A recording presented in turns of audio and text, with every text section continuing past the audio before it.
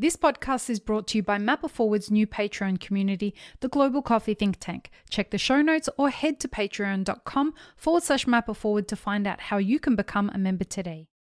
Welcome back to the Daily Coffee Pro, folks. We are again joined by Mashel, and we are going to have a conversation today about something that really bothers me in the coffee world. And now that we have a sensory scientist here to help us address this is going to be awesome. So we're talking about the relationship between the subjectivity of flavors and the science of flavors. And what do I mean by that? I'm going to use an example to help demonstrate how these two things are in conflict on a regular basis in the coffee world. When I recently had an example where a client had tasted a coffee and really loved this coffee, but was scolded by somebody who was teaching her and grading her, and said to her that she wasn't allowed to like that coffee, or she shouldn't like that coffee because the flavor profile was technically a processing defect. And she questioned this because she really, really liked this coffee. And it became where the two things were in conflict, because which is it? How do I approach coffee now if I'm not allowed to use my senses as a guide? How do I teach my senses to go like, do I tell my brain if I taste something that I like, this is bad? And this happens regularly in coffee, and it sends mixed signals to coffee professionals. So, Mashel, can you help us deconstruct how those two things can both be truths at the same time? Definitely. Working in industry have actually taught me this lesson the hard way, and I actually teach my panelists to perform this way. So the moment you become a Q grader or a sensory panelist or whatever business you're doing a sensory evaluation for, you stop being a consumer and you are now an expert evaluator, meaning that you should really separate the psychology of what you like and your consumption behavior from what is actually being perceived. So if I may give an example, we know that many coffees with defects are sold at a lot of big chains of coffee around the world, and it sells very well, people love it and everything. However, we cannot deny the fact that there are some perceived defects. We might like them as consumers. However, as Q graders or sensory evaluators, we are aware that these are present, and we have to report them to whoever we're working with, our client, our company, or whoever. And this is how sensory panels are trained. And that's actually one of the purposes, to capture these defects so we know what type of quality we are putting in such or in each blend of the coffees.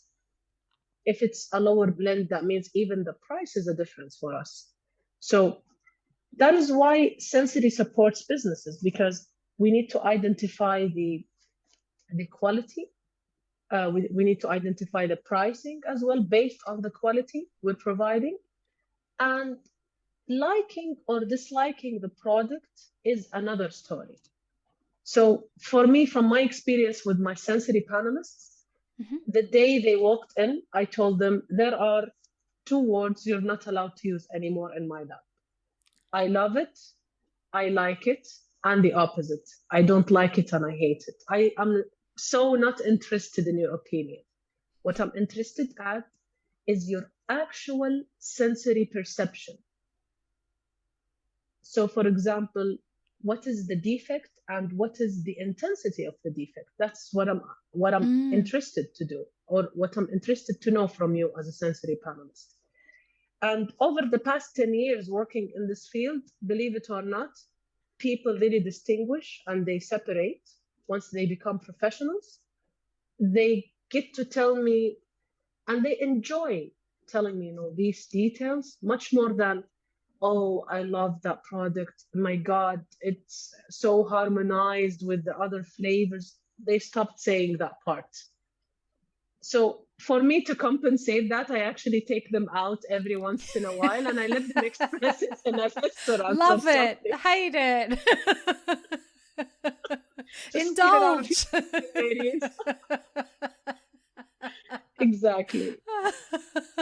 So I totally relate to your client. However, I would say maybe she was not trained with a great scientist like me. Not all scientists are capable of training their panels up to that level to tell them the importance of this separation, of this, distinguishing. This is your professional analysis of the product, and this is your personal likes and dislikes. Right. And I guess where I'm in conflict with that is if a coffee roaster, let me put it this way. I tell all my clients, whether they're opening a cafe or whether they're opening a roastery, a main part of your job is curating flavors and experiences. You are the person who is cupping the coffees and making decisions based on what you're going to end up serving. So whether it be coffees or cakes or whatever it is, you don't personally have to like what you're drinking. But what you do have to do is make sure that the products that you choose deliver on the problems that you're solving for your customers. And so in that process, you are a flavor curator, the same way that an art curator is responsible for choosing the art everybody gets to see at a museum. It's your taste that is reflected a lot of the time in the selection of the products. Sensory science detects defects that people a lot of the time really like. So how do we turn around and say to a coffee roaster, you have to ignore the thing that you think is favorable to your customer because technically it's considered a defect? I wouldn't say we should do that because okay. from my understanding, again, going back to this very particular example, there are a lot of chains around the world who are using commercial coffee. It is specialty coffee, however, it has defects and it's a lower grade of coffee. So, and it sells very well. There are, they're internationally everywhere. You will find them in airports, and without mentioning names, they are very big companies. Everyone in the coffee industry knows that they have, I wouldn't say the worst coffee, but it's the least quality in the market. And people are crazy about them. They would go on a queue for hours to get their cup.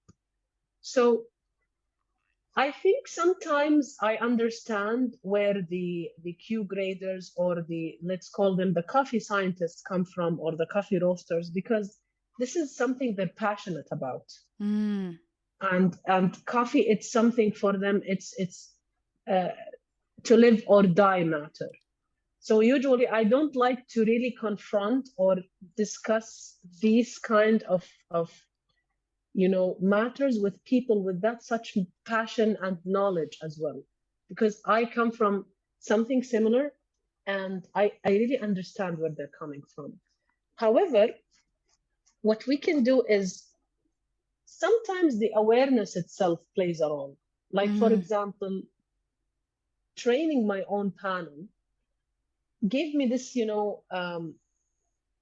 enough experience to raise their awareness to an extent that I understand that you may not like it, because most of the times, and let's highlight here that a sensory panelist job is really difficult and challenging. Imagine that you work for a coffee company and you are paid to drink coffee every day and trying like 7 or 8 samples a day.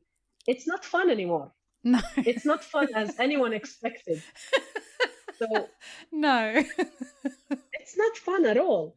And imagine that some of these coffees are unpleasant or has defects, and you're really trying to be so empathetic with your team and really apologizing. Ladies and gents, I really know it's too much, but we really have to evaluate it. We really have to get this batch completed. So the awareness that you put in the mind of your evaluators or your sensory panel is very important. That regardless how you feel about it, whether it's negative or positive, at the end of the day, the goal we want is something different. Wow. And so the two things can exist at the same time. That we can have coffees with defects. As long as you recognize that they have the defects, it doesn't mean that you don't serve them. It means that you have to evaluate them based on the sensory branding, to tie it up nicely with everything that we've spoken about. Yes. But it seems that it's a much more detailed approach than just saying, because this is a defect, you shouldn't like it, eliminate it from your options, recognize that it's a defect. And I guess because the word defect has such a negative connotation to it, people equate the idea of it having a defect to this is bad, whereas those two things aren't mutually exclusive, right? Not at all. I would just like to add on that particular point that scientists and coffee roasters should not really define what people like or dislike. Right. Again, you have no right to tell people what to like and what to not like, because people are different. We were just discussing in the other episode about the niche products, and there are a market for them. That means, and that actually emphasizes on the point that humans are different and human senses are different. We perceive things. Every person has his own experiences. That makes the whole experience of a product different. Your childhood is different than mine. We lived, in different countries. Making some products okay for me doesn't necessarily make them okay or acceptable for you. That's what most of the scientists, or in this case, coffee roasters, don't really consider. Like, for example, one of the very famous coffee roasters in Saudi Arabia, he's Saudi, and he has one of the best businesses. He knows what the Saudi palate likes. So every time he invests in let's say, a unique blend, he knows that people won't like it, but he's bringing it for those niche who wants to try something new. Right. And he brings a very limited quantity because he knows it's not going to sell in Saudi Arabia. This is the concept of cultural palate, right? Yes. Right. And I know it's the middle of the night where you are, so we're going to have to bring you back another time to talk about this. And Inshallah. Next time, inshallah, the next time you come back, I'd love to deep dive as in a series about cultural palate, because it's such an important aspect and element of what we do, particularly when we look at barista competitions. And you see these really interesting things happen where you've got the world barista competitions, and competitors will point out, they have to say what the flavors are in each of their coffees. And for example, someone competing from Thailand will say strawberries, but none of the judges have the reference of strawberries from Thailand. And so they don't taste the same association with strawberries as the competitor did, and will mark them down because they got the flavor profile wrong. And this is, this became a highlighted thing a couple of years ago, that cultural palate was really something that we had to take into consideration when we're judging what people taste in coffees and don't taste. So, Mashel, thank you so much for staying up in the middle of the night to do this, to have this conversation. So much wealth of knowledge. I'm a big fan of your work, so I hope that you will come back again. Honored. How can people get in contact with you? I am in social media everywhere, mostly active on Instagram. And we will include show notes for your Instagram handle in the show notes below. And please tell people of your website. Oh, yes. I actually forgot about it. Yeah, I forgot all about it too. Mashel has Yes. a business. Yes. Well, it's a very small consulting business in sensory and consumer sciences located in Saudi Arabia. You can reach us at artofsenses.com. And we will have the link in the show notes below. Do you do international work or just in Saudi? We are doing very limited international if it doesn't include actual testing. If it's just, trainings and just general consultations, we do. We have a lot of partners around the Middle East as well. Great. We will put anybody in contact with you that does reach out to us to talk to you. This has been a fascinating discussion. One of my favorite yet. I got to thank you very so much for that. Mine as well. Oh, alhamdulillah, alhamdulillah. Thank you again, Mashael. We will see you soon.